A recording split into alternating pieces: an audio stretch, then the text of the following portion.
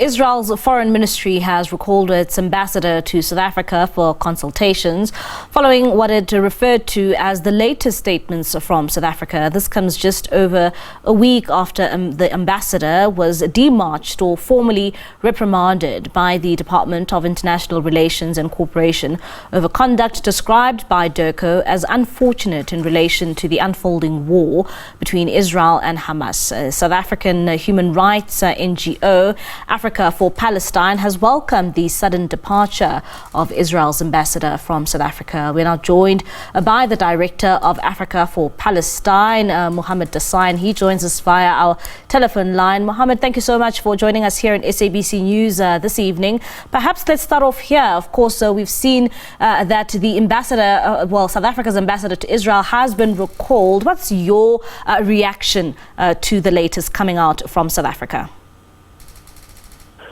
Well, I think that the Israeli government may try to play with words, whether it's for consultation or not.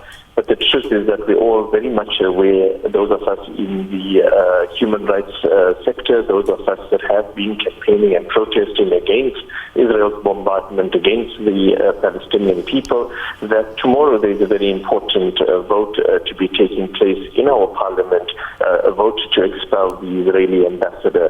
It seems as if this would be a preemptive move, a face-saving move by the Israeli ambassador, but nevertheless, Africa4Palestine welcomes the departure of the Israeli ambassador from South Africa. It's really very much the ambassador fleeing the country ahead of the important parliamentary decision.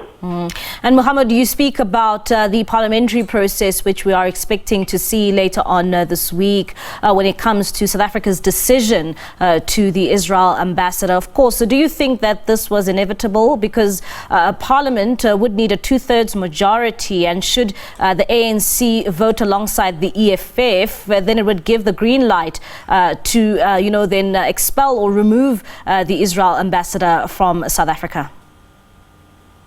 Absolutely. I mean, I think that, two things. Firstly, in terms of party politics, we've seen the motion by the EFF being welcomed by the governing party, by the African National Congress, that has indicated that it will be voting in support of the motion that has been brought. We've seen other parties, the NFP, Good Party, and several others that have also supported the motion. But I think that beyond party politics, we must frame the vote that is taking place, the actions of the South African government and the pronouncement by our officials within the larger context of the South African public. The South African public has for years been mobilizing in support of the Palestinian people, and most recently we've seen the South African public demonstrating, participating in protests and various other forms of action against Israel's attacks on the Palestinian people on the one hand, but also calling out Israel's foundational apartheid policies, which are the root cause of the current situation that we are facing. And so in many ways, the parliamentary action, the government pronouncements are only but an extension of the South African public. What does this mean, when there's a decision of this nature being taken, especially now you speak about, we've seen some of the protests taking place in South Africa, and we've seen the ANC being firm on its decision when it comes to, they take with their solidarity with the people of Palestine. In a broader, when you look at it from a broader perspective, what does this actually mean for South Africa? And now that we have seen, Israel deciding to recall its ambassador? So I think two things. On the one hand, we are seeing the South African government and the South African people mobilizing in support of a people, the Palestinian people, who once supported us during the darkest days of our own apartheid. It was the Palestinian people, after all, that provided us with military training, financial resources, and various other forms of solidarity. And so in many ways, when we come out on this issue, when we stand with the Palestinians, it's really also about giving back to a people that once gave us. But there's something far larger going on. And I think that in the last few weeks, as we've seen this avalanche of human catastrophe and suffering that the Palestinian people are undergoing in the Gaza Strip, with bombs and missiles being destroying their homes, their hospitals, and their schools, I think that we are also seeing the facade of some Western nations and some northern countries that are in word championing the idea of human rights and international law, but indeed and in action not doing very much. And so in this context, the fact that South Africa has already recalled its ambassador from Israel, the fact that we already have recalled our diplomats, the fact that we, together with other countries like Bolivia, Djibouti, and others, are referring the most recent attacks of Israel against the Palestinian people to the International Criminal Court, I think what we are beginning to see is we're beginning to see a formation within the global South, and South Africa really being at the forefront together with the other African countries in demanding that human rights and international law can't just be weaponized against African countries, but must be applied equally across the board, and especially when it comes to such clear examples and evidence of war crimes and crimes against humanity as that is being perpetrated by the Israeli regime. And Muhammad, just last week we saw President Cyril Ramaphosa, saying that what is happening in Gaza is a genocide, and of course calling on the ICC to, charge Israel.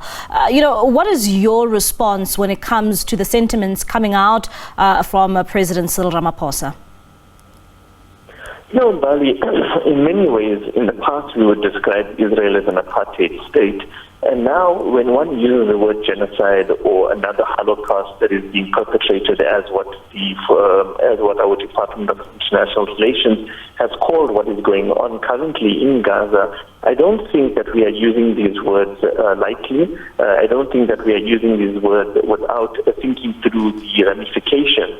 I think that many of us are concluding that the attacks by Israel can only but be described as a genocide, where we've seen 12,000 people being killed in real time. In the last 5 weeks, we've seen more than 5,000 children who've lost their lives.